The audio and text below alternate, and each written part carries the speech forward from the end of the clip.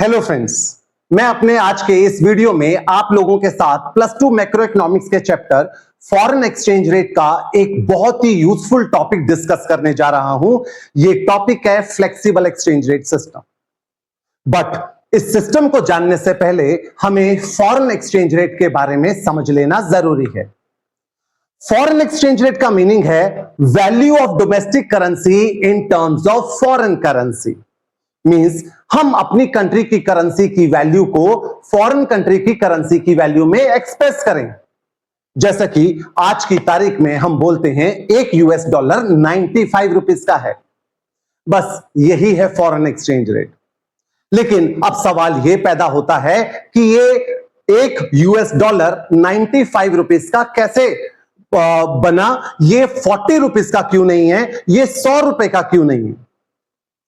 इसी को मेजर करने के लिए हमारे पास 3 मेथड्स हैं जिसका डिटेल डिस्कशन आपकी बुक में भी किया गया है। ये मेथड्स हैं fixed exchange rate system, second flexible exchange rate system जिसे हम फ्लोटिंग एक्सचेंज रेट सिस्टम भी बोलते हैं, और थर्ड है मैनेज फ्लोटिंग जिसे हम डर्टी फ्लोटिंग भी बोलते हैं। लेकिन मैं अपने इस प्रेजेंट वीडियो में सिर्फ और सिर्फ फ्लेक्सिबल एक्सचेंज रेट के बारे में डिटेल डिस्कशन करूंगा और उससे रिलेटेड जितने भी क्वेश्चंस बनते हैं वो आपके साथ डिस्कस करूंगा। ये रेट ऑफ एक्सचेंज कैसे डिसाइड होता है उससे पहले फ्लेक्सिबल एक्सचेंज रेट का मीनिंग जान लेना जरूरी है। आज की तारीख में मुझे किसी भी कमोडिटी का प्राइस फिक्स करना हो तो मुझे मार्केट फोर्सेस की जरूरत होती है। Means demand and supply. अगर किसी भी चीज की डिमांड हाई है तो मैं उसका प्राइस हाई कर दूंगा, डिमांड कम है सस्ती कर दूंगा। लेकिन अगर किसी कमोडिटी की सप्लाई हाई है तो सस्ती कर दूंगा, सप्लाई कम है तो महंगी हो जाएगी। बस इसी लॉजिक से एक्सचेंज रेट भी डिसाइड होता है।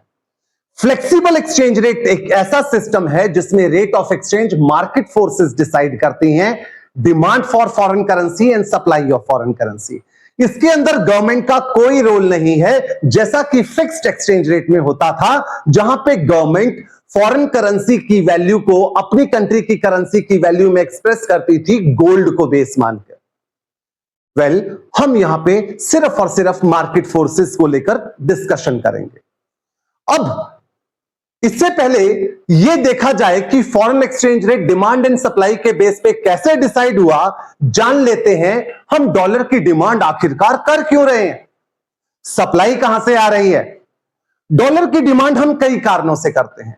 दूसरे देशों से गुड्स इंपोर्ट करनी है तो हमें फॉरेन करेंसी में पे करना होगा, हमें इंटरनेशनल लोन पे बैक करने हैं, उसके ऊपर इंटरेस्ट पे बैक करना है, हमें दूसरी देशों को डोनेशन देनी है, डिविडेंड देना है, बाहर के मुल्कों में घूमने जाना है, हमारे इन्वेस्टर ने बाहर जाकर बिजनेस करना है।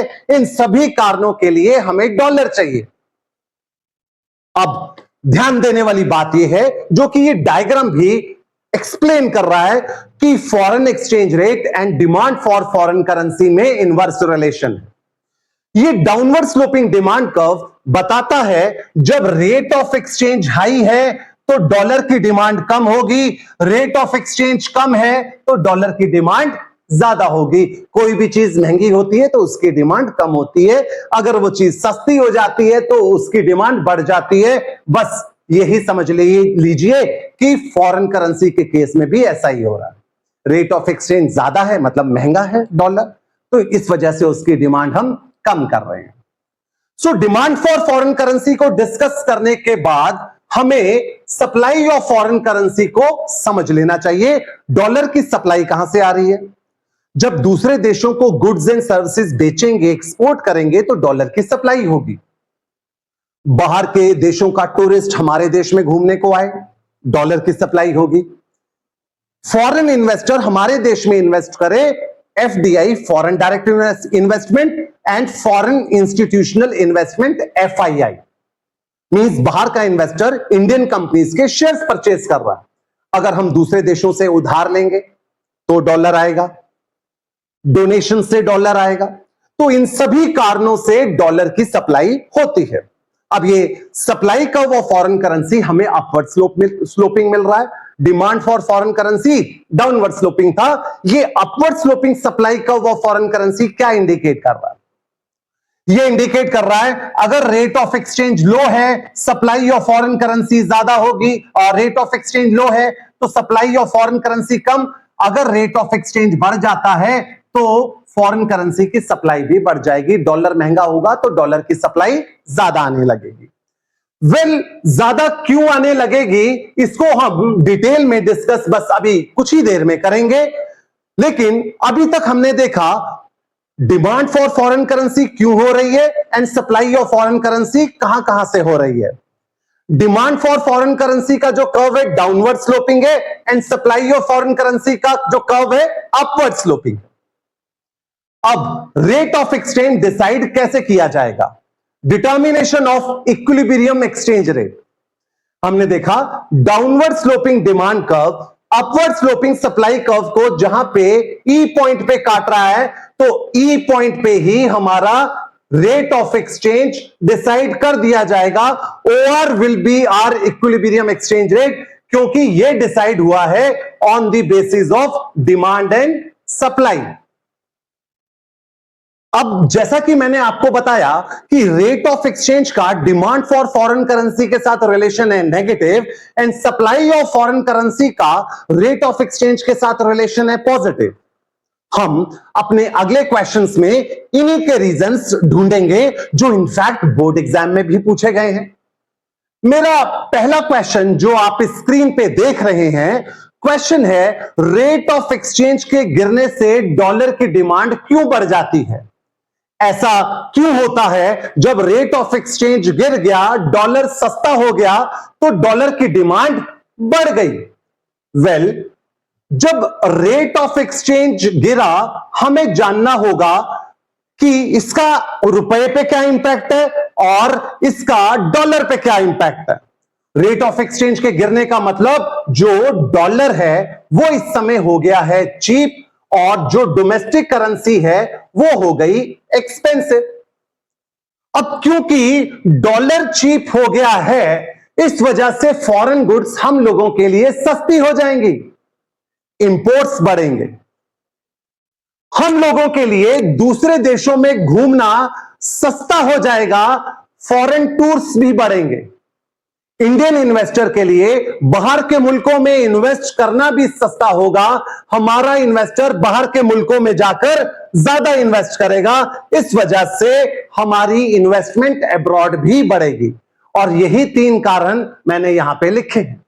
इंपोर्ट्स बढ़ जाते हैं क्योंकि डॉलर सस्ता हो गया है ना।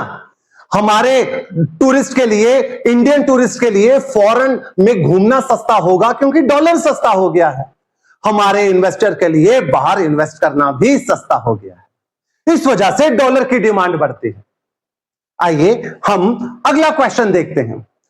अगला क्वेश्चन ये इनफैक्ट रिसेंटली ही बोर्ड एग्जाम में भी पूछा गया था। ऐसा क्यों है कि rate of exchange and supply of foreign currency में पॉजिटिव रिलेशन है? मींस रेट ऑफ एक्सचेंज के बढ़ने से आप मानिए डॉलर की सप्लाई क्यों बढ़ रही है, ये सप्लाई कर्व अपवर्ड स्लोपिंग क्यों है, इसका कारण भी देखते हैं। अब रेट ऑफ एक्सचेंज बड़ा है तो मींस डॉलर इस समय हो गया है एक्सपेंसिव और रुपया हो गया है अब की बार चीप। अब क्योंकि रुपया चीप हो गया है, इंडियन गुड्स फॉरेनर्स के लिए सस्ती हो गई हैं, तो अब एक्सपोर्ट्स बढ़ेंगे जिस वजह से डॉलर की सप्लाई आएगी। दूसरा, फॉरेन टूरिस्ट के लिए हमारे देश में घूमना सस्ता होगा, इस वजह से सप्लाई बढ़ेगी। तीसरा, फॉरेन इन्वेस्टर के लिए हमारे देश में इन्वेस्ट करना सस्ता होगा, इस वजह से डॉलर की सप्लाई बढ़ेगी। और यही 3 कारण मैंने यहां पर लिखे। एक्सपोर्ट्स बढ़ेंगे, टूरिज्म इंप्रूव होगा, टूरिस्ट ज्यादा आएगा, और साथ के साथ फॉरेन इन्वेस्टर के लिए हमारे देश में इन्वेस्ट करना भी सस्ता होगा। अब अगला क्वेश्चन, ये क्वेश्चन रिसेंटली 2026 के एग्जाम में पूछा गया। Keeping other factors as constant, अगर फॉरेन टूरिस्ट हमारे देश में आके ज्यादा स्पेंड कर रहा है on the purchase of goods and services and Indian students जो है बाहर पढ़ रहे हैं, वो अपनी फी पेमेंट कर रहे हैं, इसका डिमांड और सप्लाई पे क्या इंपैक्ट आएगा? आंसर बेहद आसान है, बेहद आसान। जब फॉरेन टूरिस्ट हमारे देश में आके गुड्स एंड सर्विसेज को परचेज करेगा तो इसका इंपैक्ट सप्लाई पे होगा, supply of foreign currency rise होगी। और जो इंडियन स्टूडेंट्स हैं, फॉरेन कंट्री में पढ़ रहे हैं, वो अपनी फी पे करेंगे, फॉरेन करेंसी में करेंगे, डिमांड फॉरेन करेंसी की बढ़ जाएगी। अब हमारा नेक्स्ट टॉपिक बहुत यूजफुल टॉपिक है, इसके ऊपर कई सारे वैल्यू बेस्ड क्वेश्चंस भी बनते हैं कि ये तो हमने जान लिया डिमांड और सप्लाई के बेस पे रेट ऑफ एक्सचेंज डिसाइड होता है। डिमांड कर्व और सप्लाई कर्व जहां पे एक दूसरे को काटते हैं वहां पे equilibrium rate of exchange decide हो गया। लेकिन क्या हो अगर डिमांड में चेंज आए, क्या हो अगर सप्लाई में चेंज आए? बहुत इजी टॉपिक है। तो अगर डॉलर की डिमांड बढ़ेगी तो रेट ऑफ एक्सचेंज राइज होगा, क्योंकि मार्केट में जिस भी चीज की डिमांड बढ़ती है वो चीज महंगी हो जाती है। डॉलर की डिमांड के बढ़ने से रेट ऑफ एक्सचेंज राइज होगा, और डॉलर की डिमांड अगर कम हो जाएगी तो रेट ऑफ एक्सचेंज फॉल हो जाएगा, डॉलर सस्ता हो जाएगा।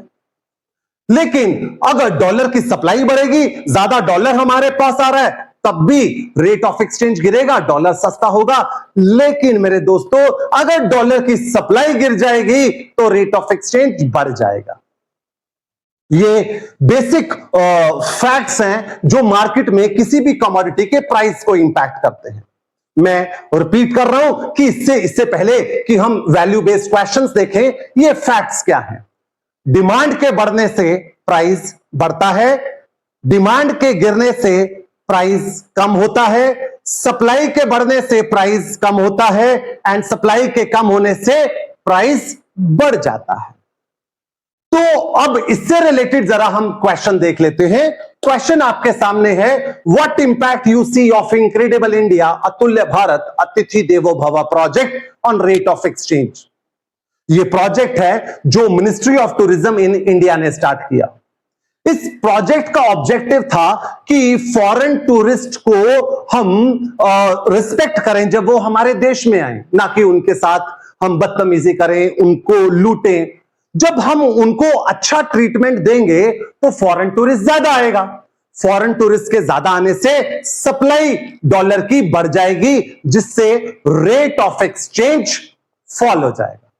अब आप चाहें तो इससे रिलेटेड डायग्राम भी शो कर सकते हैं, अदरवाइज डायग्राम का ऐसा रिक्वायरमेंट नहीं है, बट स्क्रीन पे मैं आपको डायग्राम भी शो कर रहा हूं। ये डायग्राम भी आप देखेंगे तो इस डायग्राम को अगर आप शो करना चाहें तो कर सकते हैं, बट ये ऑप्शनल है, इसलिए मैं डायग्राम के ऊपर डेलिबरेटली फोकस नहीं कर रहा। हमारा अगला क्वेश्चन है कि मेक इन इंडिया प्रोजेक्ट का रेट ऑफ एक्सचेंज पे क्या असर होगा। मेक इन इंडिया प्रोजेक्ट एक ऐसा प्रोजेक्ट है जिसमें हम फॉरेन कंपनीज को इनवाइट कर रहे हैं कि वो हमारे देश में आके मैन्युफैक्चरिंग करें, प्रोडक्शन करें। जब फॉरेन कंपनीज, मल्टीनेशनल कंपनीज हमारे देश में आएंगी तो डॉलर की सप्लाई बढ़ेगी, जिससे रेट ऑफ एक्सचेंज फॉल हो जाएगा। हमारा नेक्स्ट क्वेश्चन, इंपोर्ट सब्स्टिट्यूशन का रेट ऑफ एक्सचेंज पे आप क्या असर देखते हैं? मेरे दोस्तों, इंपोर्ट सब्स्टिट्यूशन का मतलब है जो सामान हम बाहर से इंपोर्ट कर रहे हैं वो बाहर से इंपोर्ट ना कर हम अपने ही देश में प्रोड्यूस करें। जब हम अपने ही देश में मैन्युफैक्चरिंग करेंगे, प्रोड्यूस करेंगे, तो हमें इंपोर्ट करने की जरूरत नहीं। इससे हमारे इंपोर्ट्स गिरेंगे। कम इंपोर्ट करने के लिए डॉलर कम चाहिए, डॉलर की डिमांड गिरेगी। डॉलर की डिमांड गिरेगी तो डॉलर सस्ता हो जाएगा, रेट ऑफ एक्सचेंज रिड्यूस हो जाएगा। आइए अगला क्वेश्चन देखते हैं। What happens to rate of exchange if government increases excise duty on the import of gold? ये तो रिसेंटली भी गवर्नमेंट ने गोल्ड के इंपोर्ट के ऊपर टैक्स बढ़ाए। अब जब गवर्नमेंट गोल्ड के इंपोर्ट के ऊपर टैक्स बढ़ा देगी तो गोल्ड महंगा हो जाएगा हमारे देश में। महंगा होने से उसकी डिमांड कम होगी, इस वजह से हम गोल्ड कम इंपोर्ट करेंगे। कम इंपोर्ट करने से हमारे ओवरऑल इंपोर्ट्स गिरेंगे, डॉलर की डिमांड गिरेगी, इससे भी हमारा रेट ऑफ एक्सचेंज गिरेगा। दोस्तों, हमारा अगला क्वेश्चन है, आजकल बहुत सारे इंडियंस फॉरेन कंट्रीज में घूमने जाते हैं और घूमने जाना आजकल फैशन सा हो गया है। इससे रेट ऑफ एक्सचेंज पे क्या असर पड़ता है? जब हम दूसरे देशों में घूमने जाएंगे तो डॉलर की डिमांड बढ़ेगी और जिससे रेट ऑफ एक्सचेंज राइज होगा। हमारा अगला क्वेश्चन है, foreign institutional investors remained net seller in Indian stock market in past few weeks. जो बाहर के इन्वेस्टर्स हैं, इन्होंने बीते कुछ हफ्तों में किया क्या है, इंडियन स्टॉक मार्केट में अपने शेयर्स बेचे हैं। जब ये अपने शेयर्स बेचेंगे तो हम लोगों को इनको पेमेंट करना होगा और हम इनका पेमेंट डॉलर में करेंगे। डॉलर की डिमांड बढ़ेगी और डॉलर की डिमांड के बढ़ने से रेट ऑफ एक्सचेंज बढ़ जाएगा। हमारा अगला क्वेश्चन हो क्या रहा है? क्वेश्चन को अगर पढ़ें तो बता रहा है ये क्वेश्चन, बहुत सारी मल्टीनेशनल कंपनीज आज की तारीख में चाइना छोड़कर इंडिया आ रही हैं बिजनेस करने। रेट ऑफ एक्सचेंज पे क्या असर पड़ेगा? जब बहुत सारी कंपनीज चाइना छोड़ के इंडिया आएंगी तो वो अपने साथ डॉलर लाएंगी, जिस वजह से सप्लाई ऑफ फॉरेन करेंसी बढ़ेगी और इससे भी रेट ऑफ एक्सचेंज रिड्यूस होगा। हमारा अगला क्वेश्चन, यह भी इसी साल पूछा गया 2026 में। US administration has recently imposed tariff to the magnitude of 50%. In the light of the above statement, explain the likely impact of this step on the export of India. US government ने, Donald Trump ने India से जो product US में भेजे जा रहे थे, export किए जा रहे थे, 50% टैरिफ बढ़ा दिया।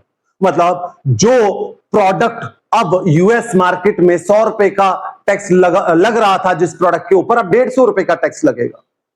टैक्स के लगने से इंडियन प्रोडक्ट्स यूएस मार्केट में एक्सपेंसिव हो जाएंगे, जिस वजह से इंडियन प्रोडक्ट्स की डिमांड यूएस मार्केट में गिर जाएगी और इस वजह से हमारे एक्सपोर्ट्स गिर जाएंगे। दोस्तों, आई बिलीव जो मैंने आप लोगों के साथ फ्लेक्सिबल एक्सचेंज रेट का टॉपिक इस वीडियो में डिस्कस किया, आपको जरूर समझ आया होगा। Thank you for watching this video.